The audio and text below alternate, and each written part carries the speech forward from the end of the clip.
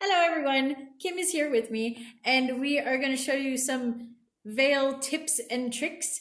Mostly in this video we'll talk a little bit about how to properly hold a veil. She's going to do all the work and I'm going to do all the talking. Yay! Okay, so Kim, show them how not to hold a veil first.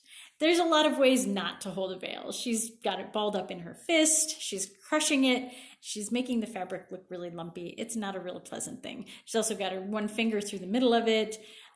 You don't want to tangle yourself up in the veil, essentially. You shouldn't have, yeah, that's really not a good one. She's like making a fist with it. Yes, all of these things are inappropriate ways to hold a veil. The appropriate way to hold a veil, you're going to make like scissors with your fingers, and you're going to place the veil in between those scissors as if you're going to cut the veil. We are not, though, because it's beautiful silk. You're going to hold it like that and then kind of turn it so that the back of your hand is free of the veil, or you can do it the other way, which is you put the back of your hand underneath the veil. Now I'm going to give Kim a second to figure out how to do that because she's already mentally figuring this out. You're going to lay it over the top of your hand. The other way. The other way? Yeah. I'm going to help you. Oh. There. See? And then if you duck it under, you've got half of your hand hidden by it. Yes. And it looks very nice. And it hangs very smooth, and the whole veil is just kind of nice and flitty. All right. I'm going to let her hold it a bad way and sweep it around a little bit. Go ahead and take a couple steps back so we can see what it looks like if you've got it all bunched and balled up and you're like trying to sweep it around. Go ahead, swing it. Yeah, this is not how you want to sweep it. Also, I'm loving the locked wrists and elbows. That's an extra piece.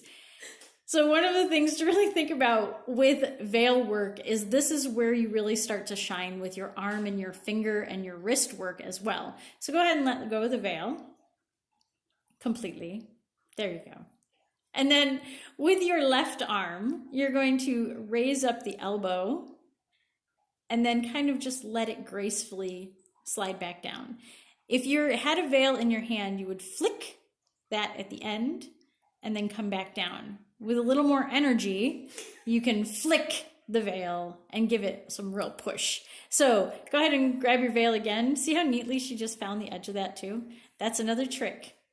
So sweep the veil around, back and forth, with the elbows and the wrists involved. See how nice that moves? Give it a little more push at the end because this is silk. Yeah, get a nice vertical push with that.